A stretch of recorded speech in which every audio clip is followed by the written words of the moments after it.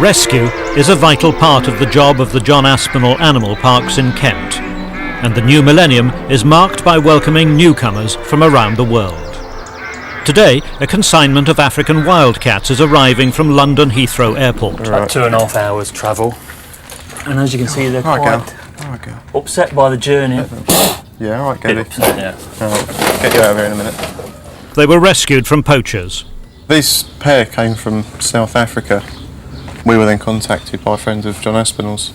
He wanted a home for them, and we've taken them on for that. African wildcats were domesticated by Egyptians around 7,000 years back. They're the main descendant of all domestic cats today. Fortunately, from what we gather, they're a good breeding pair, completely unrelated, pure blood. All we've got to do is sign here and they're all yours. Lovely, cheers.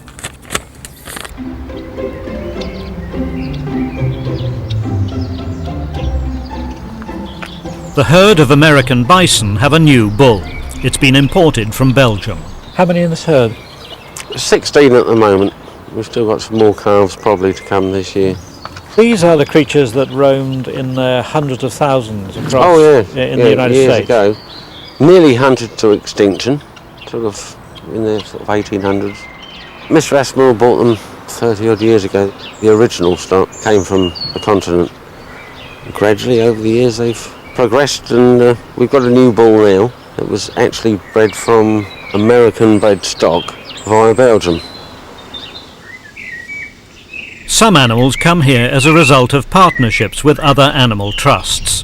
These are rare Margay wildcats. They're monitored 24 hours a day. They've given birth. How unique is this kitten? They're the only purebred Margays, certainly in Europe. The rest of them are all generic. They're of mixed subspecies, so they are quite an important lineage to be working with. We have a 24-hour video surveillance rigged up, and if we didn't have that, there's no way we'd see the behaviour that we've been seeing going on. The female is a lot shyer than the male. We tend not to see her very much at all. But I mean, the male is particularly relaxed. Nothing seems to bother him at all, really. Unless there's more than one person around, then obviously he takes no chances and he'll just disappear into his nest box. You've taken an enormous amount of trouble in trying to recreate an environment for them. It's cost a lot of money. Oh yeah, it is probably the largest Margay exhibit that you'll see anywhere. They're all subtropical type plants. There's approximately £2,000 being spent on creating a nice habitat for them. I think the Margays will really appreciate it. The Margays come here directly from a back garden in Hastings, where they were bred. Their true home is Belize, but Pat Mansard has set up the Ridgeway Trust for Endangered Cats at her Sussex home. Come on, tea time. Pat's doing a marvellous job there, but she obviously has a lot of limitations as to what she can do. Obviously her heart's in the right place, and she's plans for setting something up in Belize. It's obviously going to mean saving animals out there, and hopefully she'll be able to release things back into the wild. Men and women who make it their business to rescue animals don't find it simple to pursue their mission. Pat Mansard and Helen Miles have been alerted to a crisis in Mexico. A local private zoo is closing down, and the animals are living in appalling conditions.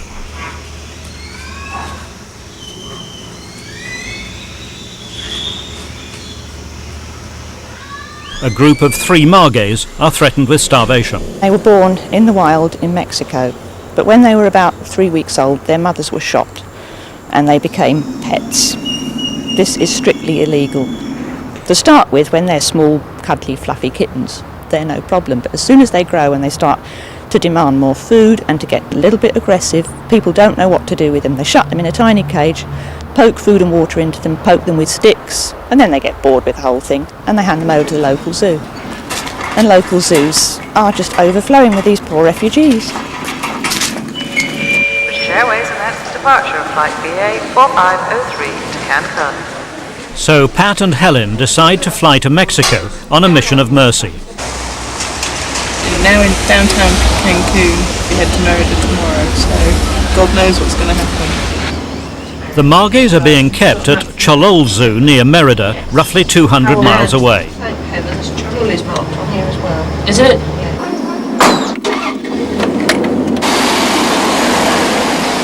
It's a journey that will take them off the beaten track into the heart of the Yucatan Peninsula.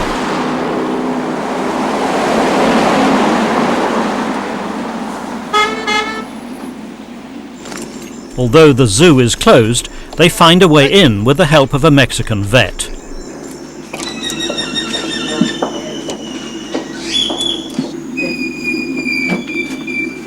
They quickly notice that something is wrong.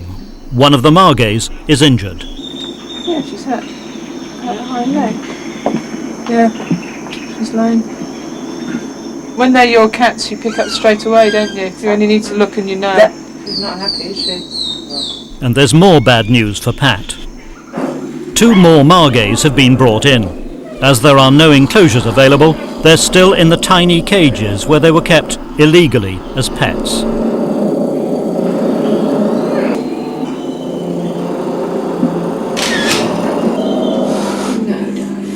The scale of the task facing Helen and Pat is overwhelming.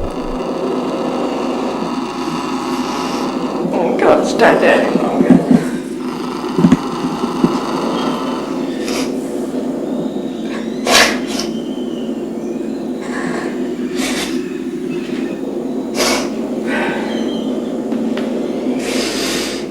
I just can't bear to watch this.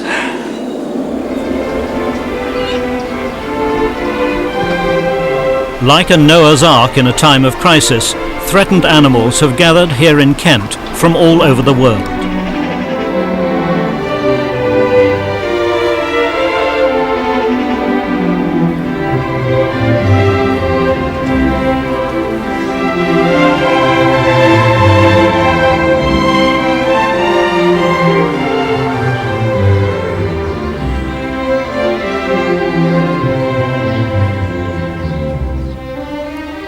These tapirs come from Malaya,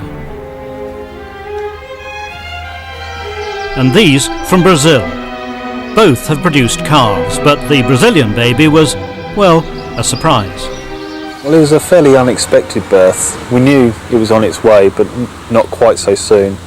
And Duncan just happened to be walking past early one morning and saw it out in the middle of the paddock. It being her first calf, the best thing to do was to get her shut in with the calf to give her a better chance and to make sure that nothing happened to it out in the paddock. You knew she was pregnant? Yes, we did. We generally go on body weight and the size of her milk bag, but sometimes being their first calf, the milk bag always doesn't reach its full potential before they give birth, and obviously she decided yesterday would be the day and popped it out. We realised that it probably hadn't suckled and didn't look as though it was going to suckle, and although she showed maternal instincts with it, she didn't seem sure quite what to do. So after a few hours we sort of got pretty concerned and decided that we ought to get the vet involved, and we sedated her and tried to affix the calf to the teat, and it didn't seem that interested, so we milked her a little bit and force fed it with a syringe just so it had some milk. Also got some glucose fluid into it. I think that brought it enough time overnight and it suckled of its own accord.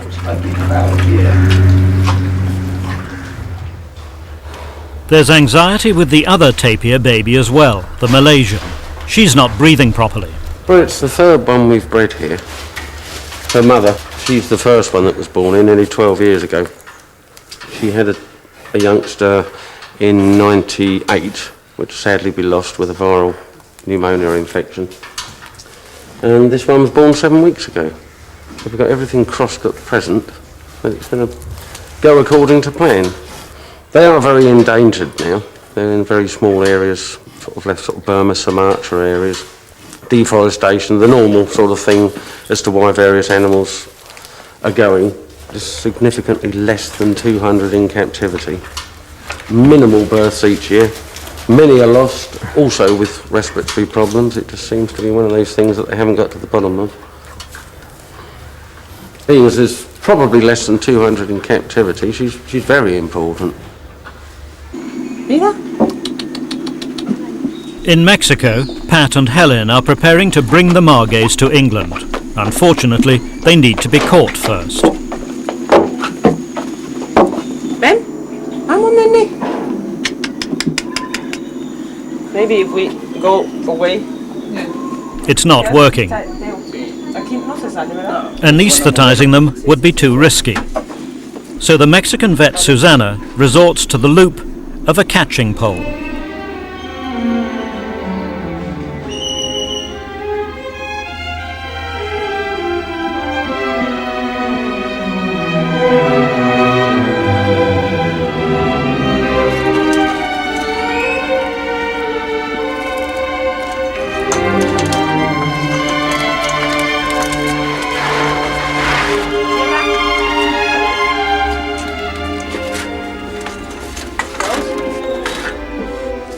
There's a pain-killing injection for the margay with the damaged leg.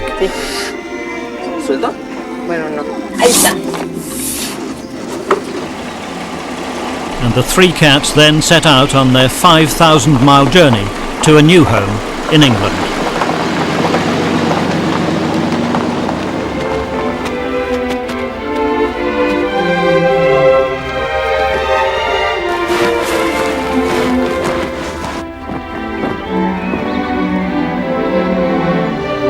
There's a frisson among the antelope and deer. A new Nilgai bull has arrived. He's been put in that stable there. He's from Austria. All right, Laszlo, there's a good boy. We're going to let our newly arrived male Nilgai bull out. We recently retired our older one, Neil. He went over to Port Liam. So he's been in about a month now, and we're going to let him out finally to join the females. How do you decide to retire the bull? Does he no longer do the job, or? No, I mean, Neil was still producing offspring, but he's been here for 10 years now, so obviously there's a few generations of his blood around, so it's about time that we rejuvenated the gene pool, really, and hopefully we'll end up with better, stronger, fitter offspring. He's a very nice animal. He seems very calm. He seems to be quite happy shutting at the moment. But he proves to be a shy, retiring sort of a bull. Come outside. There's a good boy. All right then. Come outside. There's a lovely moon out there. Come outside. Come outside. I think the females are aware that he's around. We've often caught them crowded around the shed. Be a bit more macho than this. We'd be on about 10:30. Seems we got just one more jive, then we'll be starting. They probably have sort of made contact verbally. Come outside. Come outside. There's a lovely moon out there. Come outside. Oh, I know, scary. Come outside. While we got. There's just no telling what he'll do. He's going to take it fairly slow by the looks of it. But the next day, the sun is out, and so is the new Nilgai bull.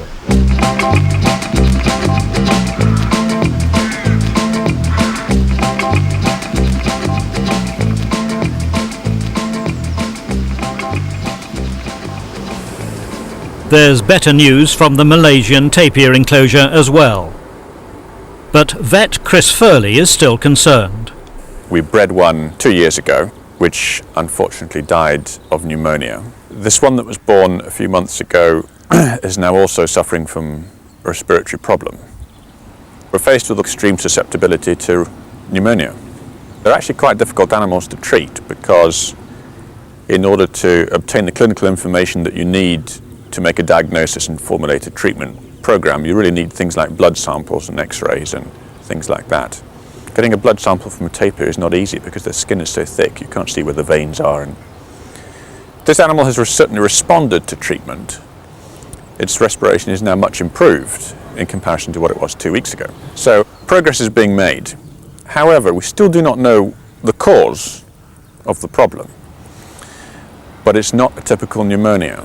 It doesn't have a fever, it's not off its food. Weight loss is questionable. It doesn't have a nasal discharge. It is not a normal, typical pneumonia. It doesn't present with the normal signs, which makes me think that it's not actually infection that's the problem. It's something else. And of course they can never tell you what's wrong with them. No, they can't. Observation is part of the trick of the trade, and you just sit and watch and try and see what the animal is telling you. Let the animal speak to you, see what it wants you to know. But it's not that easy.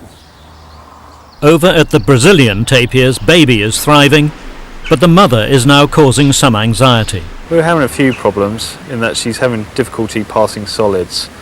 As far as raising the kid goes, she's doing very well. So it's just her that we're worried about at the moment. Can you give them things like Senopods? So far we've tried liquid paraffin, given her very slushy, juicy food to help flush her system.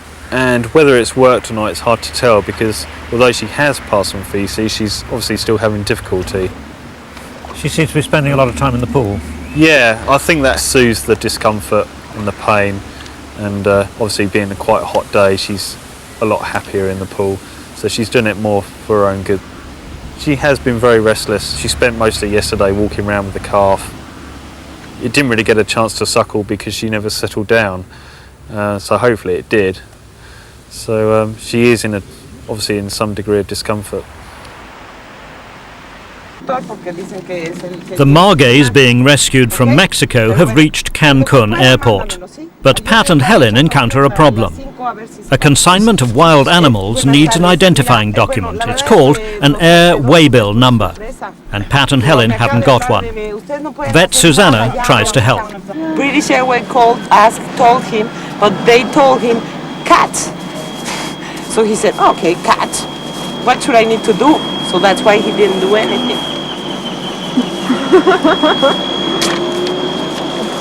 But now he understands that it's a cat. Cat! Susanna and I had to sign a piece of paper stating that her zoo was giving us the cats, that they're a donation and no money has changed hands whatsoever. But getting this piece of paper and the authorisation has held us up for a good hour this evening, and we still aren't home and dry.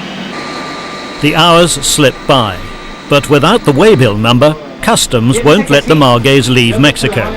They couldn't get their head around the fact that they didn't cost anything. There was a big argument about this, and they turned around and they said, no, you can't ship the cats to England. Eventually they came around to the idea that these animals weren't worth anything and that we could actually ship them. We're still awaiting an AWB, which is the airway billing number, and that's still yet to go on the crate. It's now 25 to 6 and we have to check in ourselves for our flight at past. Then there's progress. Perfecto. Muy bien. Gracias. These are the numbers. So that goes, both of those go on each crate? And suddenly, everyone's smiling. We're getting there, are we? 80%! We're getting there. At last, they're on their way. By high summer at Aspinalls Animal Parks, all seems well with the tapirs. They're both very well now. I think it was just constipation because she had all the treatments for it and eventually it worked. She had everything from Epsom salts, liquid paraffin, and then finally milk and magnesia, which seemed to do the job in the end. What are you feeding her on now? The baby is obviously thriving. Well, mother's just getting normal really, perhaps a bit more now that she's lactating, and it's obviously taken a bit more out of her, but she's getting a combination of fruit, vegetables, bread and ungulate nuts with a bit of maize as well. So she's getting quite a healthy, balanced diet. This is obviously a family unit and they obviously get on. I mean, yeah, do you have any problems at all? No, I mean, the first day we let father out, he was quite pleased to be out, obviously, because he'd been chained for a while, and he seemed quite pleased to see his child. They sort of sniffed each other and looked each other up and down, and they've got on famously ever since. What are you calling the little one? Calling her Rosario, which is a place name in Brazil, but it'd probably be shortened to Rosie, I should think.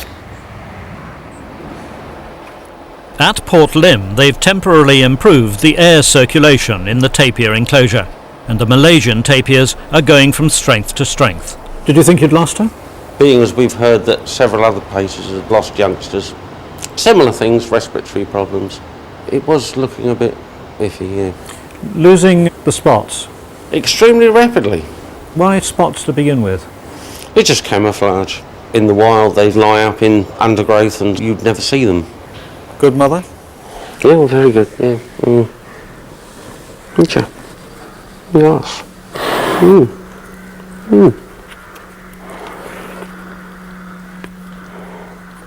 Because it looks like the beginnings of a trunk, that, doesn't it, really? Yeah. Quite strong, though. If you pull too hard, I'd go straight in there, I suppose. Wouldn't you? Yeah.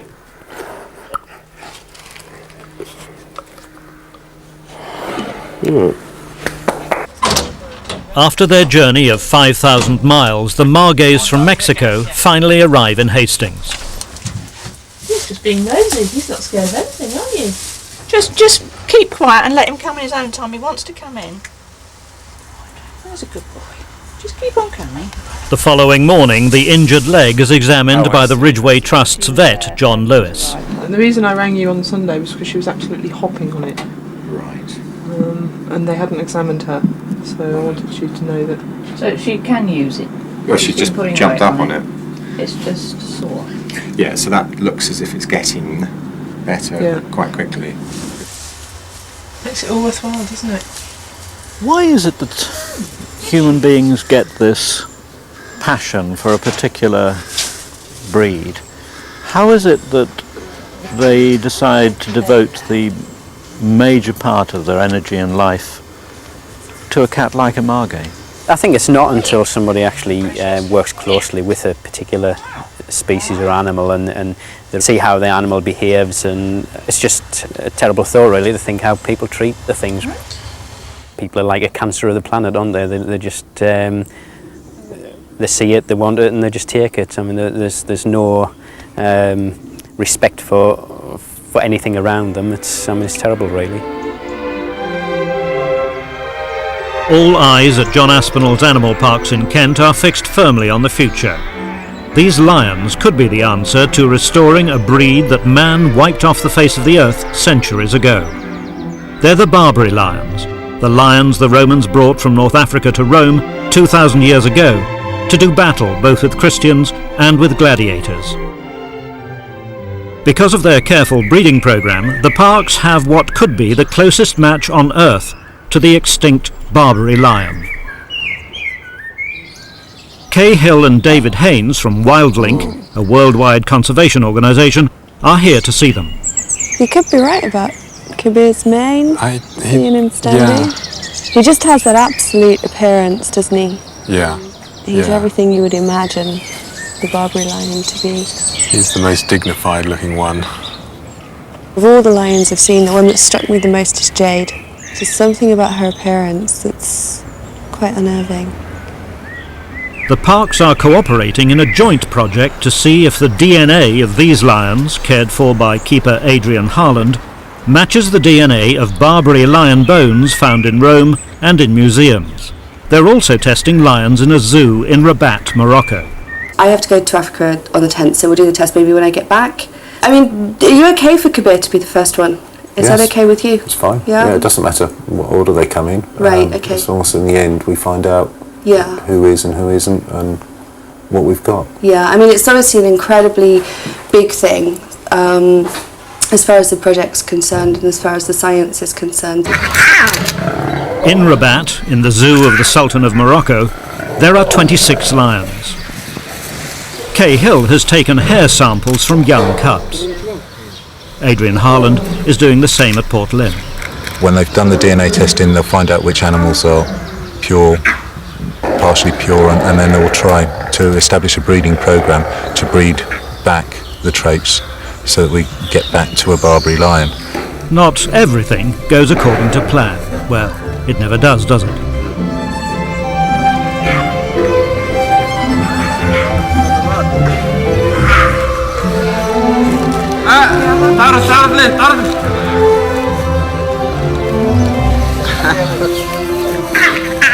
Adrian Harland hopes one of these cubs will come to Kent. We would really like to get a male in fairly quickly because we have that hand-raised young lioness, Safi. When it gets to 15 months, our safety policy here is that we can no longer go in with adults, especially something that his mother raised, as the Rabat male will be. Yes. So in order to make sure that we can have some kind of control over putting them together, we'd like to do it before he's 15 months old.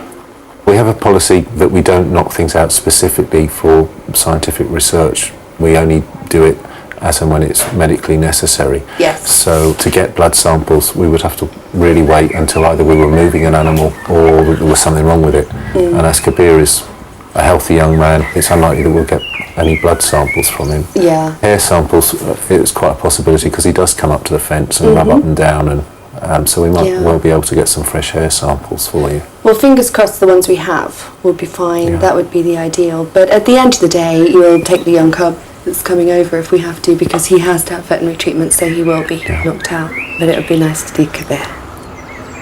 The parks are also in the business of correcting misconceptions. This is a panda. Yes, I know you thought a panda looked like this, and so does everybody else. But this is a red panda. The red panda was discovered long before the giant panda. It wasn't until after this discovery of the giant panda they were actually relegated to the term lesser panda. They're actually found in the mixed deciduous and conifer forests of the Himalayas and southeast China, the mountain ranges there. The one thing that the pandas particularly enjoy is a nice bit of fresh bamboo. Absolutely adore it. We have planted some bamboo in the enclosures. We've since learned that they are types of bamboo which are unpalatable for them. So just to give them a bit of shade and a bit of cover, we'll perhaps see if we can get some of this bamboo that they won't eat. At least it'll give them a more natural setting, really. At present, we're following through on the diet which they've been used to. A morning feed with apple, pear, banana, a few grapes, mouse topped with fresh orange juice, and in the afternoon it's the same diet again, but they also have leaf eater pellets soaked and kiwi, melon, pineapple or any other seasonal fruits that we can get hold of. There's only one of them been named up to now, and that's Lai Yi. The dentist I go to, he's actually Chinese, and I asked him whether or not he knew some good names that I could use for the pandas. And Lai Yi actually means beauty and grace in Chinese, and it's actually his daughter's name. I said I'd drop him a photograph off so he could show his daughter what the pandas are like, and I'm hoping once he sees what they're like and knows a bit of the characters, that hopefully he'll be able to help me with a second name. The names of all the European bison at Howlett's begin with Is, for no reason anyone can fathom. Isabel, Isabeza, Isadora. The European bison have been particularly prolific this year.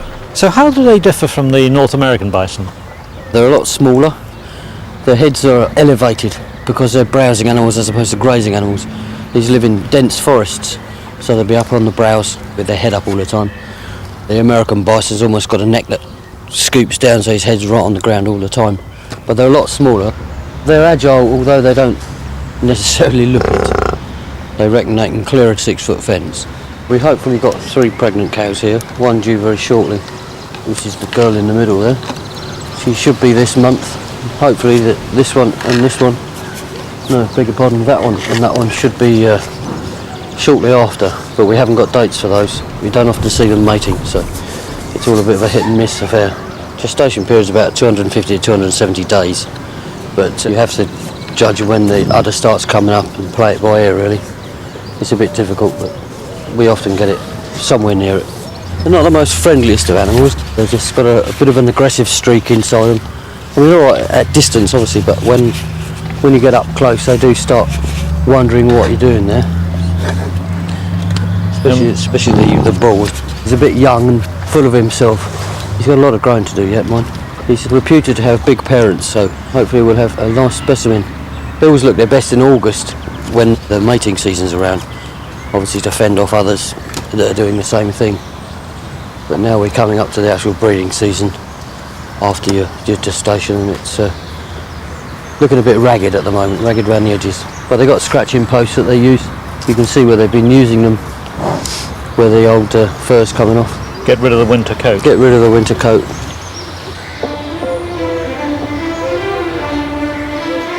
Two months later, 2 new calves and 2 proud mothers. The new calf, the female, she was born Thursday morning and got a lot of grief from the adult females in the herd, particularly one, the female that's already got a calf, pushing her through the fence and generally being a damn nuisance. The little male calf was also getting involved and a bit of high tension through the group. We've seen thrown up in the air by adults before now. It probably made it worse because the female that had the calf is the bottom of the pecking order, so she often gets a bit of grief, or she has to back off every time she's asked. You know, whether it be, I want to stand in your place, I want to sit where you're sitting, or I want to eat what you're eating. She always has to back off, so that probably had a part in it, but it does happen a lot with these particular animals. She's a first-time mother, and she's doing remarkably well. Do you think now that she's got a calf, she might start climbing up the pecking order? No, I doubt it. The only way she'll climb up is when her daughter is below her and she can tell her where to get off. But she gets a little bit more respect because she's got a calf. The other calf is going to be very interested and she'll probably have both of them tagging along behind her. It's nice to get a female. We haven't had a female for a long, long time. And it's worth a bit to us because she will be future breeding stock. Raising lion cubs isn't easy, whether or not they're true Barbary lions. Last year, twins were born to Jade. One died, and Adrian had to hand rear the other one, Safi. Now, Jade has 2 more cubs, and she's doing rather better. She's raised them up nicely. There's 1 of each, and they're doing very well. I was dreading having lion cubs in my stocking for Christmas, but this time she did it nicely. We just kept watching and hoped that she didn't come out of the shed, and that's what happened. She'd just come out, take the food, go back in, and while she was doing that, we'd keep having a quick look in through the shed door to make sure that they were all right, and they had full bellies all the time, and everything went smoothly. You grade these lions because they have such distinct Barbary characteristics as ABC, I think. Do they look like high-grade Barbary lions? The cubs, I'm not sure. We would have to wait until they grew to adult size before anyone would want to make a guess. The adults, the female especially, has got the kind of sloping back, high hips of a Barbary lion and the big square face. The male has also got those traits. It's harder to see on him because he's got that mane that covers up a lot of his back, so you can't see it quite as well. But when he was younger, it was more obvious. The DNA testing is going to be the answer. We've sent samples of hair and blood from Kabir and Jade, and they will be tested. So we're waiting on the scientists, but we're quite hopeful.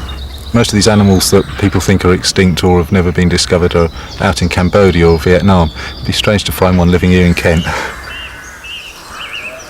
There's a crisis among the bison. The head cow of the herd, Isadora, at 18, may be pregnant again, and she's in trouble. She's very old, and we've just found her sort of pretty exhausted and her shed can get up. She's got very bad diarrhea, and she is due to give birth sort of any time from now to a couple of months. We don't really know when. So the whole thing is pretty worrying. Think she's in pain?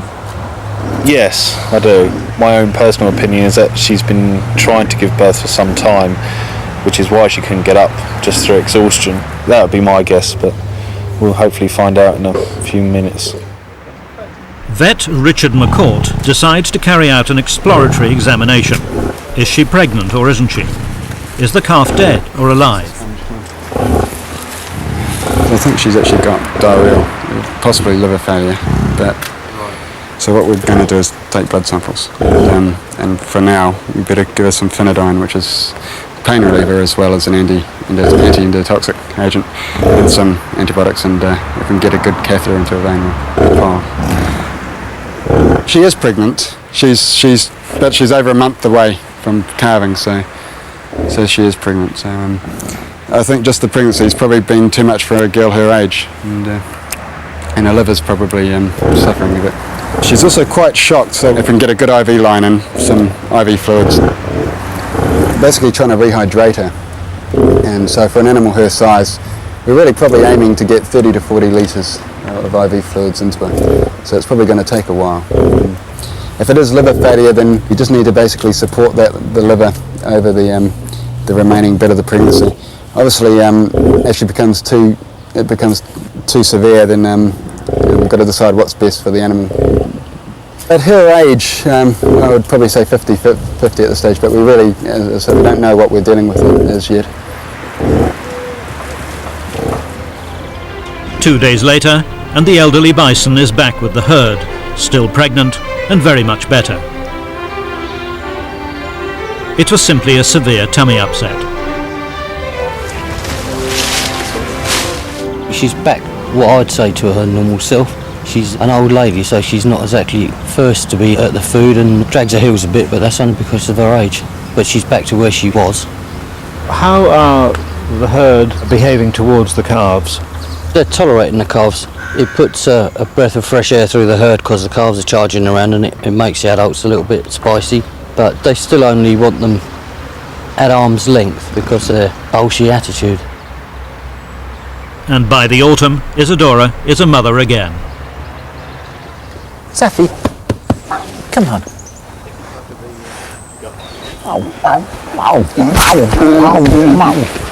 However good the relationship, however attached a keeper and an animal may be, there eventually comes a time when, as with Adrian Harland and Safi, the hand-raised animal has to step out on its own. Safi did so 6 months ago. She's 8 months. She's a very fit little girl.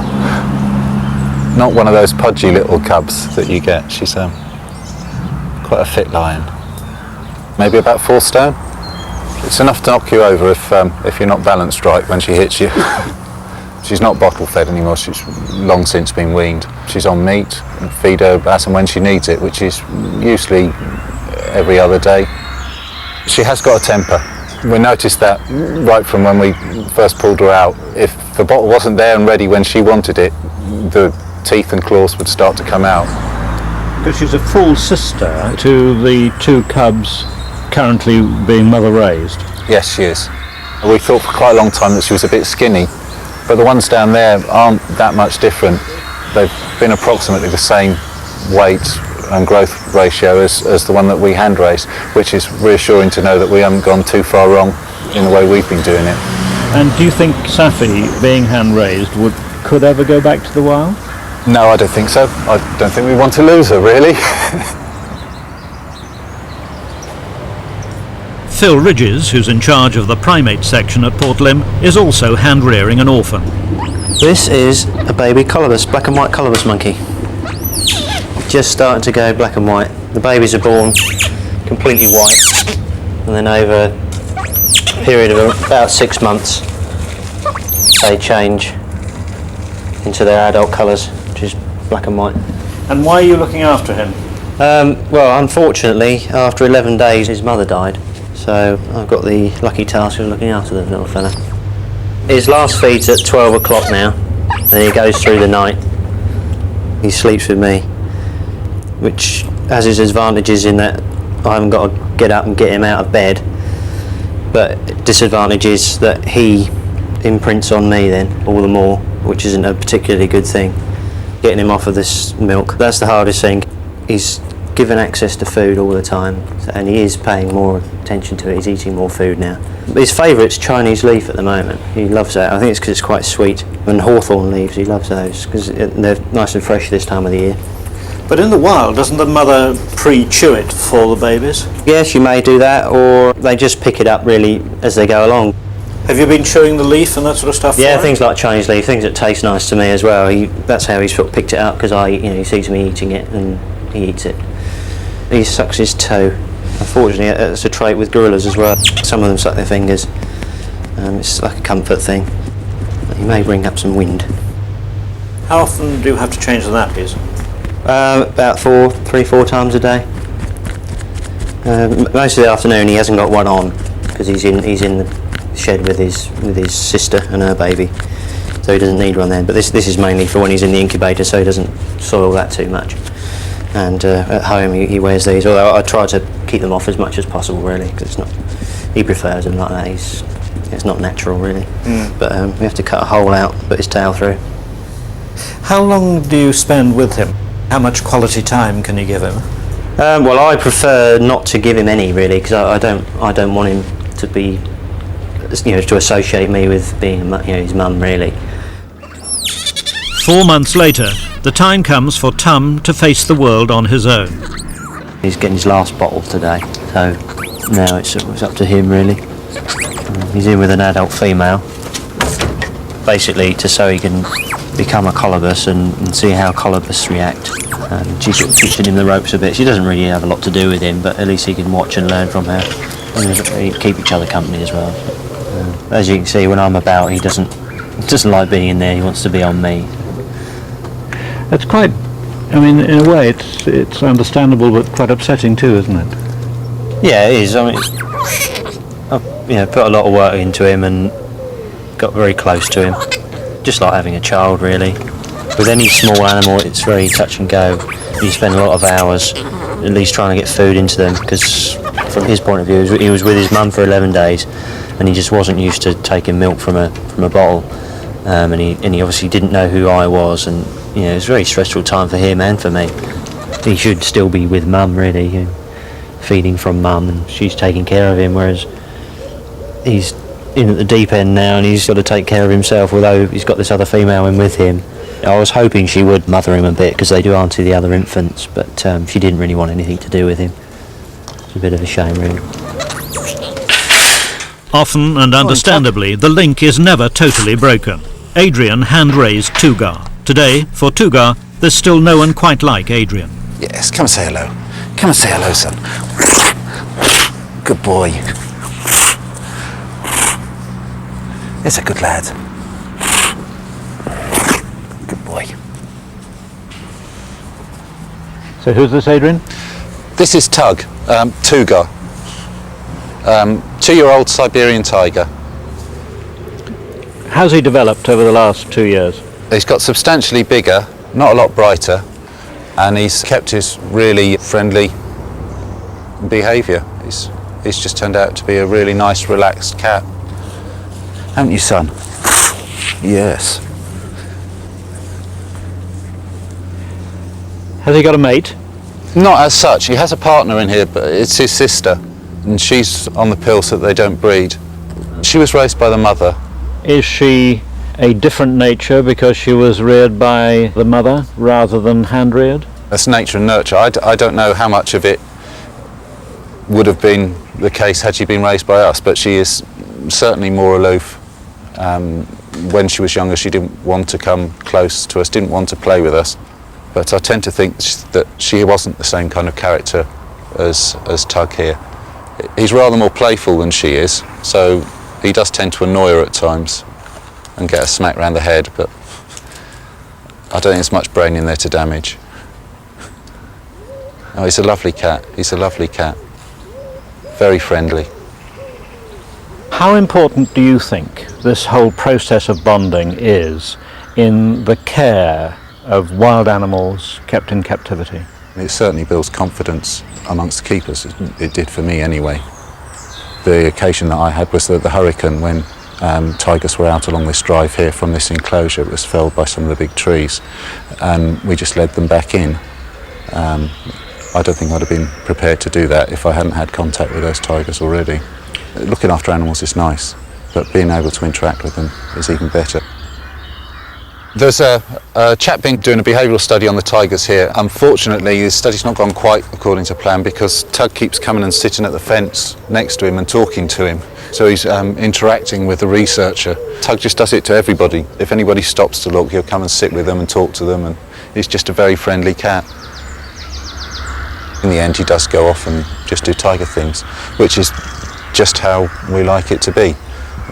That we're accepted, but we're not a major part of their lives. They are tigers. They're not imprinted on us, as some people think that hand raising does to things. Cracking cat though, isn't he?